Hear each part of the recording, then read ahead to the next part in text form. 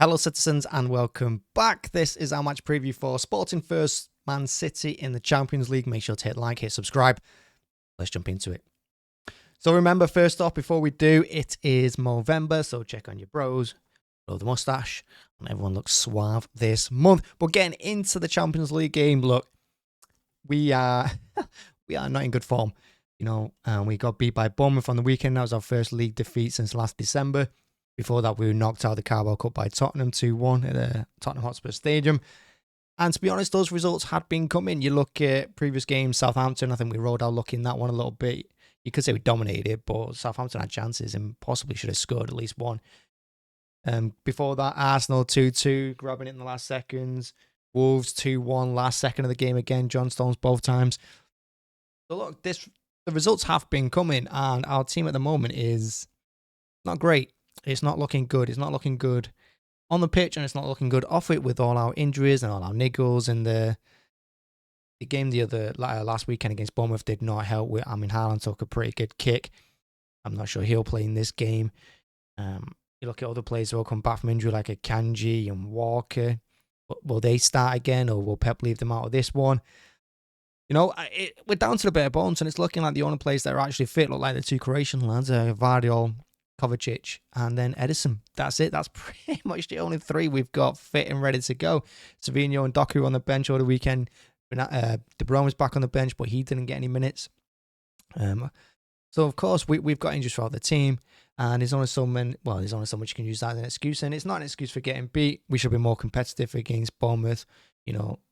Quite frankly, even though we saw a lot of the ball, we did nothing with it, and I think Bournemouth were good for their win and probably should have won by more in the end. Likewise, Tottenham in the week, I thought they deserved their win and probably should have scored more.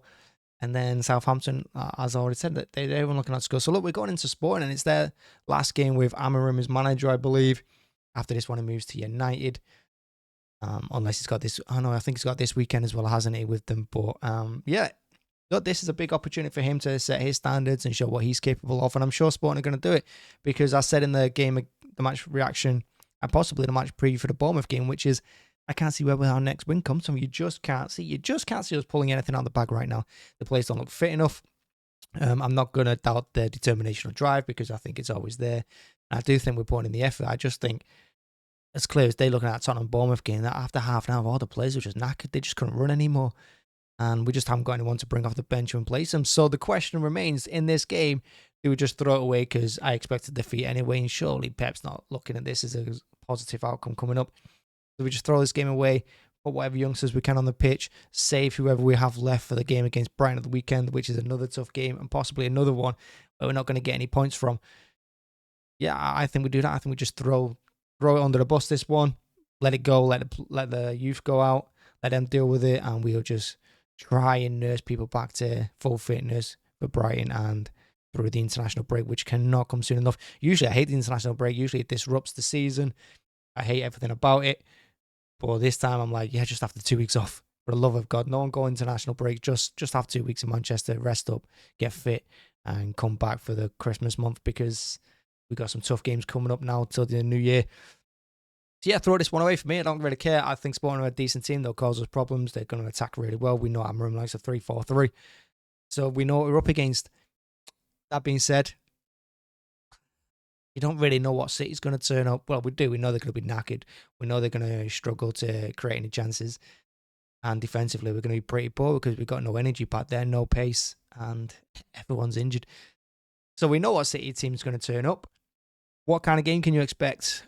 I think Sporting are going to be well up for this. I think Amorim's going to be well up for it. It's going to be tough. We're going to have to try and ride out them first 10, 15 minutes. And that's something that we've not done very well of this season. The one thing we keep saying is you can't keep conceding first in games, particularly away from home. You will get punished in every single competition you're playing. And we got punished in the last 2 games for it. You just can't keep conceding first.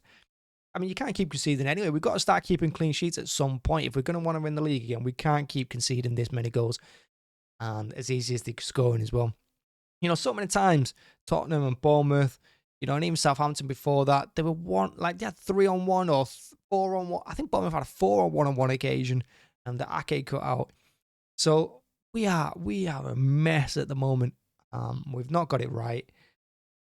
Pep's I mean, I'm sure Pep's doing the best he can with with the resources that he's got at the moment, but come on, someone's got to give. And like I said, just throw this game away and just focus on the Brighton game at the weekend. And like I said, if we drop points in that one, so we've got an international break to regather ourselves. But we could potentially be looking in the next few days 4 defeats in 4, which is, that's horrific. And everyone's going to be talking about how we're out of the title race all of a sudden, and the way we've lost our way, and these players are not good enough. And in truth, we know the facts. They're injured, they're knackered, no one can run. It is what it is. Yeah, that's it. That's the match preview. I mean, I'm not going to talk. What's the point of talking about potential team lineups and potential strategy when we know we don't have anyone, and whoever's going to be on the pitch is probably going to be dead after the first half hour. In terms of strategy, it's just a case of don't sit so high up on the pitch. I'd like to see Pep sit a bit further back in our own half. I'm not saying sit on the, in our 6-yard box like Arsenal do. Just sit a little bit further back. Just give the players an opportunity to be able to counter their counter-attack and get back in time for it. We know that's not the Pep way. We know that isn't the City way. So, yeah, we're likely going to be stood on the halfway line and we're going to get done with a long ball over the top. And if they score in the opening 2-3 minutes, which is very possible, boy, we're in for a long night. It's going to be horrible. Let's hope we can avoid that. Yeah, thanks for watching. Thanks for checking it out. Make sure to hit like, hit subscribe. Possibly doing a match watch along tomorrow, so keep an eye out for that. And like I said, it's Movember, so regardless of what City result we get, regardless of what disaster scoreline it turns out to be, check on your bros, because this month's very important for all the lads out there and their mental health. Thank you very much for watching. Hit like, hit subscribe. I think I've already said that. Goodbye.